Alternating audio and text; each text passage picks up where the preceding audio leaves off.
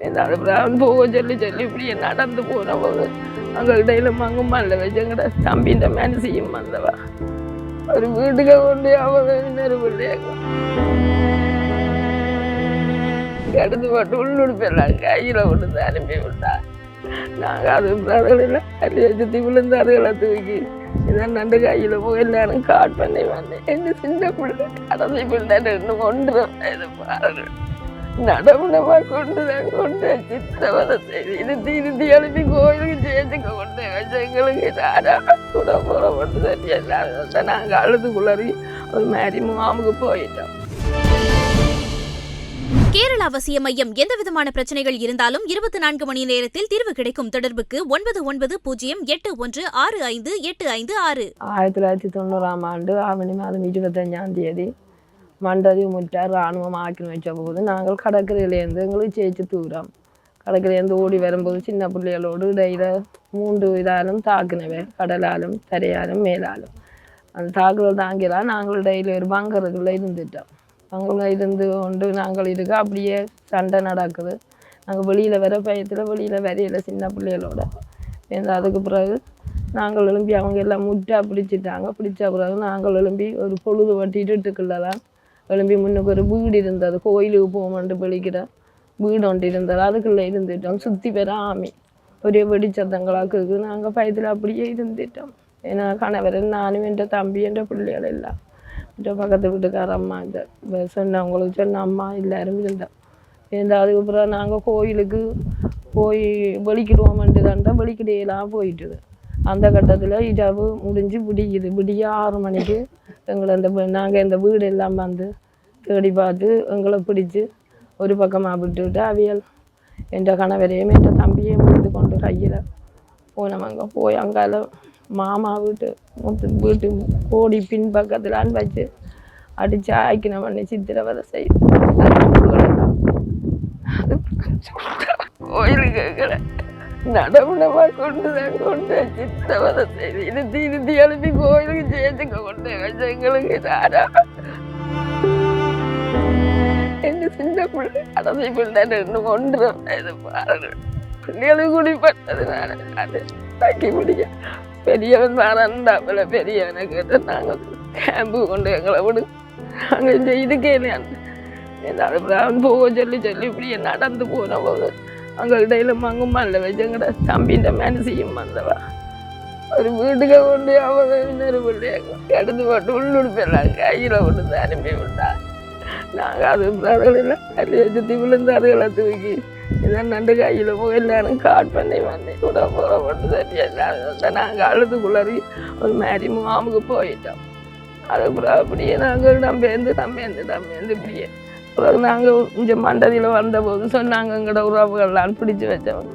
அவங்க சொன்னாங்க உங்களோட மனிதனே நான் இது உங்களோட புருஷனே என் தம்பி எனக்கு நத்துக்காம போட்டவங்க உடுப்புகள் எல்லாம் போட்டிருக்குறாங்க. ஆற்ற உடுப்பை போட்டாங்களோ எங்களுக்கு அதை தெரியாது. நத்துக்கான சுட்டு போட்டவங்க உங்களோட மனுஷனுக்கு திககம் எல்லாம் புருஷலால் சுட்டுக்கிறாக்குங்கிறத சொன்னாங்க. இவ்வளோதான் எங்களுக்கு சம்பவம் தெரியும். அதுக்கப்புறம் நாங்கள் எல்லா இடம் பேர்ந்து போய் கடைசியாக என்ற பிள்ளைகளும் நான் சரியா சீராளி இதில் நிற்கிறவளா இந்த கடைசி பிள்ளை பஞ்சாயக்கு 1.5 வயது ட்வீன்ஸு ஒரு தம்பி இருந்தாங்க. உடனே நல்லா கஷ்டப்பட்டு இப்போ தனிமையில் இருக்கிறேன். எங்களுக்கு என்ன நீதி? இனி உயிர் போயிட்டுது. எங்களுக்கு என்ன நீதி? எங்களுக்கு ஒரு சுதந்திரம் இல்லை. எப்போ பார்த்தாலும் நாங்கள் அடிமையாக தான் வாழ்கிறோம். ஸ்டீபன் மெட்ரிடா சொல்கிறோம். பிள்ளை நாங்கள் கோயில்கள் இருக்கும் பொழுது தான் பிடிச்சி வீட்டில் இருக்கிறது தான் எங்களை பிடிச்சது.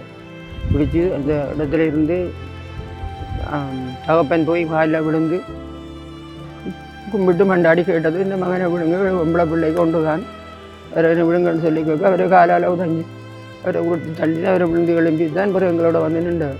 பிள்ளையை வந்து கூட்டிக்கொண்டு போகும்போது ஒரு மட்டை தான் கையில் கொண்டு போனேன். திரும்பி அடுத்து வந்து இலகாங்க கொண்டு கையில் எடுத்துக்கொண்டு போனோம். திரும்பி மட்டும் வெளியால் என்ன திரும்பி பார்த்துவேன். பார்த்துட்டு போவீங்களே நாங்களால் தான் நிற்க வைக்கல. நாங்கள் ஐயா நாங்கள் ஒரு ஆள் வந்து கேட்டது, நீங்கள் ஃபுல் எல்டிடி தானே என்று. நாங்கள் இல்லை, நாங்கள் எல்டிடி இல்லைங்க, நாங்கள் தொழில் செய்கிறோம், நாங்கள் அரைக்கடையெல்லாம் இருக்கிறோம்னு சொன்னேன். இதெல்லாம் நாங்கள் முதல் நான் சொல்ல விட்டது என்னில் ஃபுல்லை ஃபுல் எல்டி ஒரு ஆள் நின்று சொல்லுது. இல்லை நீங்கள் ஃபுல் எல்டிடி தானு சொல்லி இவர் சொன்னார். நாங்கள் அப்படி இல்லைன்னு அழுது குளாரிட்டு தான் நாங்கள் அதில் இருந்து நாங்கள் பிறகு எங்களை கூட்டிக்கொண்டு போய் அதை எங்களோட சுவாமிൻ്റെ அறை வீட்டுக்குள்ளே வச்சிருந்து போட்டு பிறகு அடுத்த நாள் நாங்கள் கேட்டு தான் நாங்கள் வெளியில் எழுப்பி போகும் பொழுது இந்த பிள்ளைகளை பொம்பளை பிள்ளைகளை ஒரு அறையில் ரெண்டு பொம்பளை பிள்ளையை கொண்டு போய் ஒரு அறையில் பிள்ளைகளையும் எங்களையும் ஒரு அறையிலையும் வச்சிருந்தோம். பிறகு கொஞ்சம் நேரத்தால் பிள்ளைகளை விட்டு உடுப்பு கையில் கொடுத்து அனுப்பி விட்டேன். உடுப்பை கையில் கொடுத்து நான் அனுப்பி விட்டேன். நாங்கள் கூட மண்கும்பான் போயிட்டு மண்கும்பானில் தான் கொஞ்சம் நாள் இருந்தோம். மண்கும்பானில் இருந்தால் அது பிறகு ஜிஎஸ்ஆக்கள் 15 தான் நாங்கள் அங்கே இருந்துட்டு 28 நாள் அங்கே இருந்தோம். நாங்கள் இருந்து தான் திரும்பி நாங்கள் எங்களோட உறவுகள் வந்து எங்களை கூட்டி கணிஞ்சாலும் மென்னி பக்கம் கொண்டு வந்துடுவோம். அப்போ நாங்கள் அதுக்கு முதல் நாங்கள் வந்து 36ஆம் இங்கே வந்து கொஞ்ச நாளையில் இங்கே வந்து பார்க்குறோம். ஒரு இந்த பிள்ளைங்க சரம் பெனியன் உடுப்பு எல்லாம் அந்த கிணத்துக்களை கிடக்குது. நான் பார்த்துட்டு சொல்லிச்சுன்னா இந்த கிணத்துக்களை தான் பிள்ளைகளோட உடல் முழுக்க இங்கே வந்து பார்க்குறோம். அதுக்கு முதல் நாங்கள் இங்கே இருக்கைக்குள்ள தோட்டத்தில் கல் பறிச்சிருந்தது, எரு பறிச்சிருந்தது. எல்லாம் அந்த எருவோ கல்லுவோ ஒன்றுமே இல்லை, எல்லாம் அந்த கிணத்துக்களை தான் கிடக்குது. அந்த கல் கிடக்குது, எரு கிடக்குது. அதோட பக்கத்து வீட்டு வைக்கல் பட்டடியிலேருந்து வைக்கல்கள் எல்லாம் அதுக்குள்ளே தான் போட்டிருந்தது. இந்த ஒரு வண்டில் ஒன்று அந்த மனுஷன் இந்த வண்டில் அடித்து உடைச்சி போட்டு அதையும் மேலே போட்டு அமர்த்தி இருந்தது. நாங்கள் வந்து பார்க்கும்பொழுது ஒரு தண்ணி மாதிரி மேலால் ஒரு மனம் வந்தது. அப்போ நாங்கள் அதில் நிற்க வாக்கள் பேசினா போல நாங்கள் விட்டு போயிட்டோம். அப்புறம் ஒரு அடுத்த வருஷம் முழு சார்ந்த போட்டு கட்டி அதில் நாங்கள் விளக்கு ஏற்றினாங்க. 1990ஆம் ஆண்டு இராணுவ நகரின் போது எமது அல்லைப்பிட்டி மங்கும்பான் மண்டதீவு பிரதேசத்தில் நூற்றுக்கணக்கான இளைஞர்கள் கைது செய்யப்பட்டு இதுவரை 84 பேருக்கு மேற்பட்டவர்கள் காணாமலாக்கப்பட்டுள்ளனர். காணாமலாக்கப்பட்டவர்கள் 35 வருடங்கள் கடந்த படியால் அனைவருமே இறந்திருப்பார்கள் அல்லது கொல்லப்பட்டிருப்பார்கள் என்றுதான் மக்களாகிய நாம் நம்புகின்றோம். அவ்வாறு கொல்லப்பட்டவர்கள் மண்டதீவில் பல கிணறுகளில் போடப்பட்டதாக கண்கண்ட சாட்சிகள், சம்பவத்தை நேரில் பார்த்தவர்கள், கைதாகி விடுதலையானவர்கள் இப்போது வெளியில் வந்தே தமது கருத்துக்களை முன்வைக்கிறார்கள்.